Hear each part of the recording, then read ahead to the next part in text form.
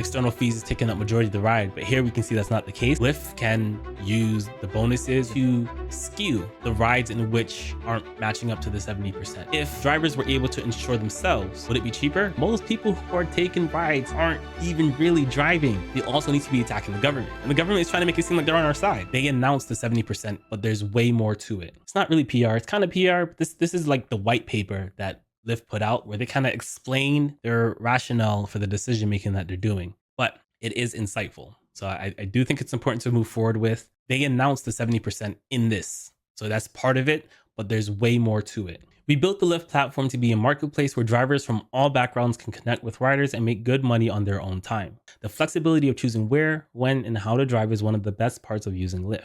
On February 6, 2024, Lyft committed to drivers that after external fees, like commercial insurance, are subtracted, their share of rider payments will be 70% or more each week, guaranteed. But we know that we can't look at a good share of earnings alone.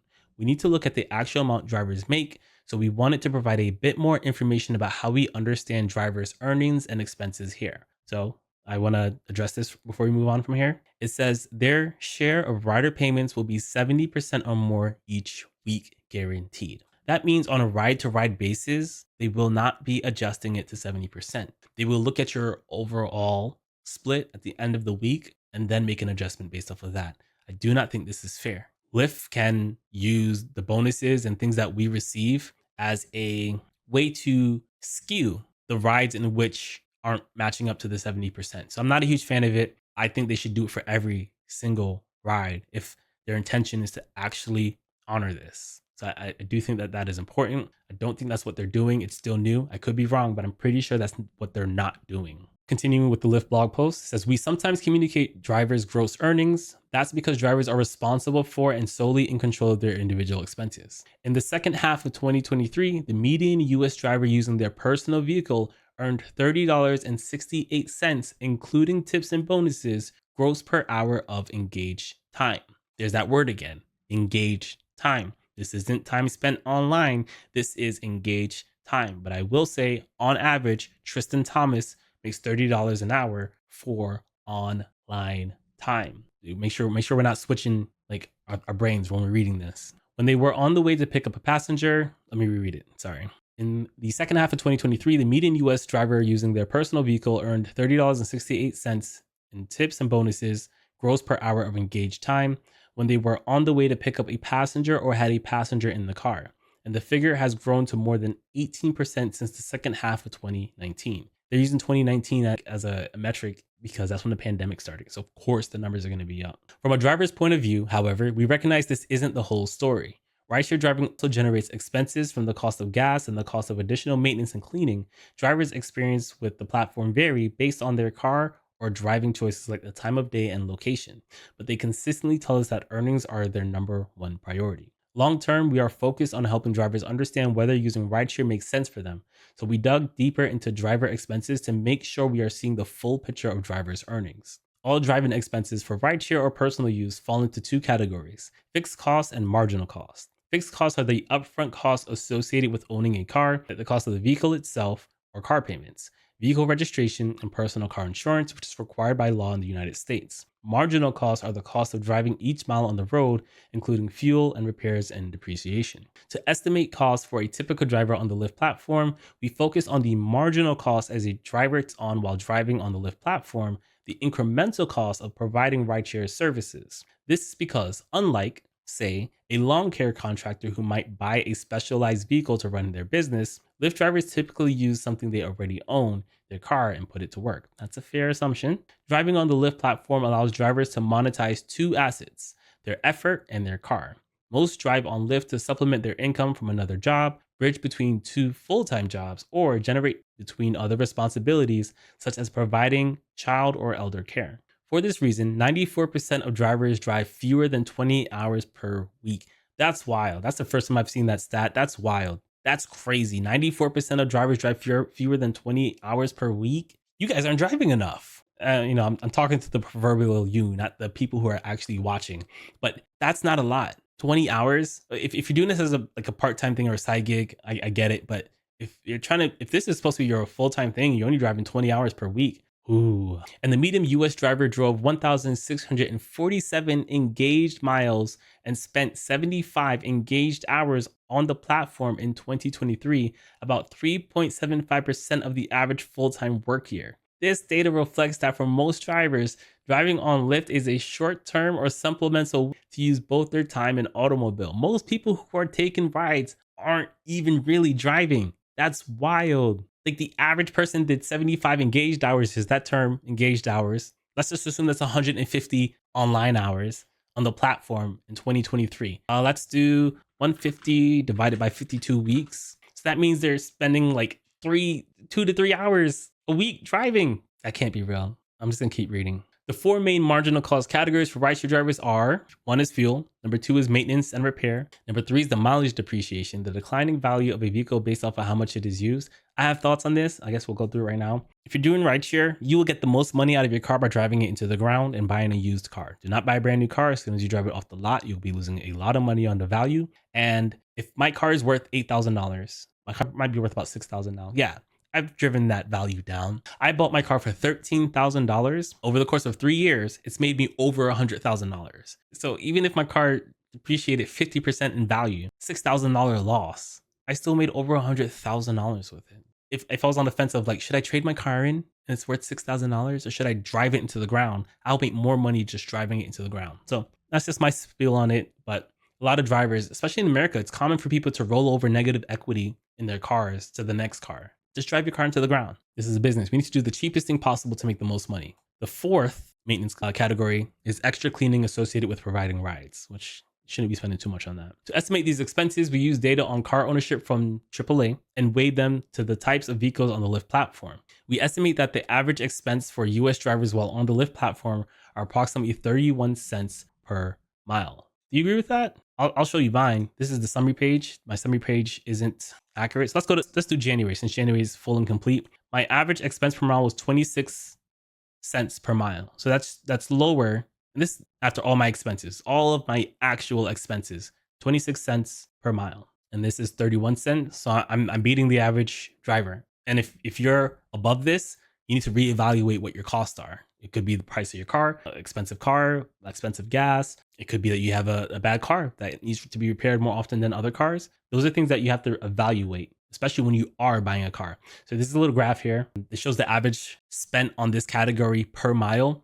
So for fuel costs, it says 13 cents. And would you look at that? My spreadsheet, it breaks down your costs into cents. So for fuel, for me, it's not per mile here. I can add that category. I put it per hour. So that's what I'll do. I'll change this and my monthly expense summary category to per mile, since that seems to be the better thing to compare it to. For maintenance plus repair, it's 10 cents per mile. For marginal depreciation, it's 6 cents per mile. For cleaning, it's 2 cents per mile. And then the total marginal cost per mile is 31 cents. All right, so Lyft continues by saying drivers earn by the ride, but we wanted to look at the cost of an hourly basis to make the comparison easier for drivers who think about their earnings that way. And I think that's good. So far, I don't agree with everything Lyft is saying here, but they are doing the work. And I can appreciate that, even if it doesn't lead to exactly what it should be. But I do appreciate them reevaluating, doing the study, and putting that study out. So Lyft says, so we multiplied that marginal cost by each driver's average speed and took the median of those figures to find a median marginal cost per hour of $7.02, right? So they're saying that on average, your expenses is $7 per hour of work. So let's compare that to my spreadsheet. For me, my expenses in January was $8.13 per hour. So actually was above the average. And I assume it's because this maintenance cost here. And I purchased some supplies so that I could change my own oil, jack stands, ramps, and whatever. Those were one-time costs. And I will be seeing the savings in February. It's going to cost me now, in the future, $40 per oil change, because I'll be doing it myself. So I expect that number to go down. As drivers, we should continue finding ways to decrease our expenses.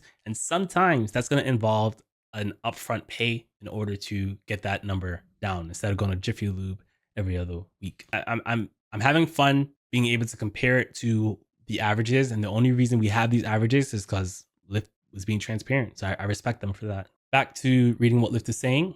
As mentioned above, In the second half of 2023, the median US driver's gross earnings were $30.68, including tips and bonuses per hour of engaged time. Subtracting the marginal expenses per hour from gross earnings per hour leaves the median US driver earnings of $23.46 per engaged hour. So what they did is they subtract this number, the $30.68, from this number, not from, but this number from that number, which is the $7.02 subtracted from $30.68. Subtracting the marginal expenses per hour from gross earnings, we just read that, sorry. While this is illustrative of what a driver might expect to make after marginal expenses, we encourage drivers to do the math on their own expenses and earnings to make the right driving decision for them. Get my spreadsheet, it's in the description. You can support me on Patreon and get access to it. The AAA data is based on new vehicles and average American driving habits. A driver's fuel costs might be higher or lower depending on where they live or how they drive. And the repairs cost might be higher and marginal depreciation lower if they're driving a used vehicle with many more miles on it. Get a Prius, get a used Prius, stop buying brand new cars for Uber and Lyft. Methodology. So this is kind of where they break down the things they used to justify the numbers they have. They said they used the publicly available 2023 AAA driving costs brochure to estimate what reasonable marginal cost estimates could be for the US drivers in 2023. First, we've categorized vehicles on the Lyft platform into the most common vehicle types in this brochure. Fuel costs and maintenance are taken directly from the brochure. While AAA considers depreciation a fixed cost of ownership, that decreases the value of a car over time. Regardless of mileage, we know that drivers are putting additional miles on their vehicles when they drive on the Lyft platform. So that's true. No matter what, if your car just sits in your lot, just the fact that it's there will still decrease its worth. And people who don't drive a lot, that's probably where most of their depreciation come from. But for us, we put miles on our bad boys. So it's a different way to look at it. And I appreciate them for separating that. So we considered it a marginal cost and included it in our expenses calculations. To calculate that marginal depreciation, we looked at the difference in AAA's estimated depreciation costs between 20,000 annual miles and 10,000 annual miles and divide that by the number 10,000 to find the marginal cost per mile in depreciation. Finally, while not in the AAA brochure, we know that many drivers choose to purchase cleaning products and services to keep their vehicles looking and feeling good. Drivers spend varying amounts of these products and services, but we estimate that 2 cents per mile is realistic about the cost of a bottle of Febreze after 16 hours of engaged time, or a $25 car wash after 55 hours of engaged time. Okay, I pay $20 a month for car wash. Taken together, the weighted average of these expense categories for vehicles on the Lyft platform breaks down as follows. So they have it broken down into categories. You have the medium SUV, medium sedan, small sedan, hybrid car, compact SUV, subcompact, electric pickup, midsize pickup truck, weighted average. So the fuel costs, the lowest fuel cost is electric car at 5, the hybrid at 1 cent is the second lowest. The problem I have with electric cars is that they're too expensive to justify the fuel cost savings. So a $15,000 Prius will save you more money than a $40,000, $50,000 Tesla, even if you get more fuel savings from the Tesla. So that's something you got to think about. So for maintenance and repair, the cheapest on this list is the electric car. Yeah, it looks like the electric car is here again, which there's some truth elements to it where they use less brakes. There's no oil change, but there's the battery that does need to be swapped out. Even if you have a hybrid car, you still need to get a battery swap eventually, but it's not as expensive as the electric cars. Depreciation, I don't really care too much about depreciation. Cleaning is the same across the board. Marginal cost per mile. They're saying the electric car is 23 cents per mile, and they're saying that the hybrid car is 26 cents per mile. So if you're doing rideshare, this is important. If you're in the car buying habit, do not buy a 5-seater that's an SUV. It doesn't, like, you might qualify for comfort, but the money you're gonna make on comfort doesn't justify the 5-seater. If you're gonna buy something, an SUV, make sure you can sit 7 people. And I'm not telling you to do that. I'm saying either get something that sits 7 people or just get a 5-seater Prius. Don't get a 5-seater SUV. I know it might make you feel safer. It might have more room. The price difference for the cost justification just isn't there. So please don't do that. Again, I put a lot of effort into these videos. I come out with a video every single day.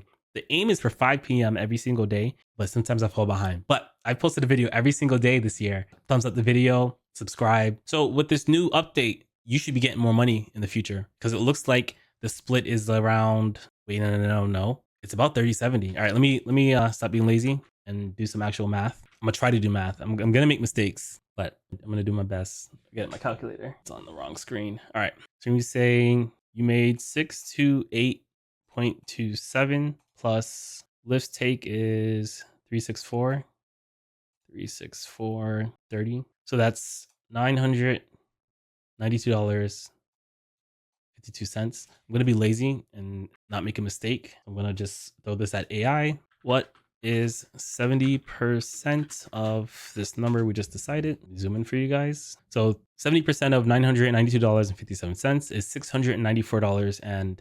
So I'm going to look at what you said you made. This is how much you made.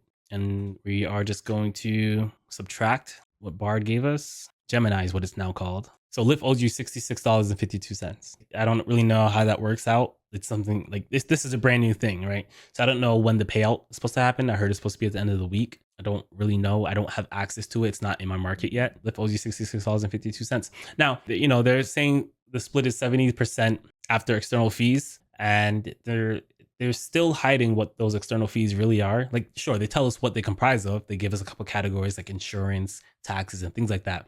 But we're not able to see the specific breakdown or how it's actually determined. And until we get that information, it still feels like a slight punch in the face, right? Sure, they're giving us more information than we had before, which is a win. But we need to really understand if insurance is taking majority of the money from rideshare drivers, I think that we are targeting the wrong people with our flame. But and we can skip to it right now. I have an example of a failed 70% sharing. So we'll just check it out now. This is from Twitter. I'm on Twitter. Follow me, Tristan Thomas, YT on Twitter. It's also in the description. So someone named Antonio Guzman said, every time these apps say they're going to do something that benefits the driver, they do the total opposite. And he tags Sergio, Lyft, and David Risher, which is the Lyft CEO. And then he shows that the passenger payment was $51.82. The external fees was $8.60. Lyft is claiming that external fees is taking up majority of the ride, but here we can see that's not the case. And the estimated Lyft fee was $20.14, and his earnings was $25.19. So let's quickly do the math on how much money he should have received instead. So we're going to add the $25.19, which is how much Lyft paid to him, and we're going to add Lyft's cut, which is $20.14. And then we're going to be lazy and throw this into here. What is 70% of this number? $45.33. And the answer is $31.73. Lyft owes him about $6. So I don't understand how in some cases Lyft's fee is so high, but the external fee is low. And until we get some more clarity on how they're determining this information, it kind of makes the whole thing feel like a slap in the face, because we don't really know what math or what algorithm is being used to determine these fees. Why is Lyft's fee so high here? But they're claiming that their fees aren't. They're claiming that most external fees are something else. And Lyft is collecting all this money directly and then redistributing it later. So I don't really know. I don't really know, man. He shares another one. See what this one says. Lyft's fee was $17. He got paid $30. So I don't know. I like that we have the information. I still think there's something missing. There's like a key component that's missing. Someone asked me what is a Lyft fee, and like I said here, they haven't told us specifically, but external fees include government, taxes, airport and venue fees, and commercial auto insurance. So Lyft fees, everything required to run their business after that. I guess we still need a little more clarity, and let's move forward, because we will gain some clarity here. But Noble569 says the fees are dynamic. That's the only thing I can possibly come to the conclusion of. Also, in regards to commercial liability insurance coverage, I happen to already have it. How much do you have? How much does it cost? Give me some more information on it. I go back and forth on thinking, hey, if Uber and Lyft were no longer required to carry insurance for drivers, and drivers were able to insure themselves, would it be cheaper? And the answer is yes. I already did the math. It's in my last video. I have a clip that will come out explaining it. But it's not going to be great for part-time drivers. But I don't know why Lyft and Uber have to take a bigger share of my money because other drivers' insurances. I'd rather pay for my own at that point. That's kind of where I'm at. It's selfish, yeah, sure, but that is where I'm at. I am an independent contractor, and I am concerned for my personal finances. So Noble569 says this government mandated, according to Uber, they cannot programmatically remove that for drivers who already have commercial coverage, and hard to believe considering their tech company. Okay, so yeah, you're correct. I did talk about this. I like that you know what you're talking about. It is government mandated. So they can't remove it for drivers that already have it unless the government mandate changes. So that's why I've been kind of like saying, all right, now that Lyft has shown us that a decent percentage is going to commercial auto insurance, maybe we're barking up the wrong tree. Like, sure, there are things that Uber and Lyft can still improve, but now we also need to be attacking the government. And the government is trying to make it seem like they're on our side, right? They're passing all these laws, making all these changes. But little did we know, they're creating minimum wages, even though majority of the money is going towards insurance. And they know that, right? They knew the whole time. They are the government. So I think that while we are striking and protesting and causing noise and raising ruckus, we have to start attacking that insurance fee. We have to start talking about it more and more and more. I see a lot of drivers say, oh, nah, it's not the insurance, it's Uber and Lyft. Yeah, they play a role. But if we're not accurate with the actual things that are wrong, we're not going to get accurate responses to the things we're talking about. So I'm really glad you brought that up. It's something that I still feel like it's flying underneath the radar, even though I made a whole video about it.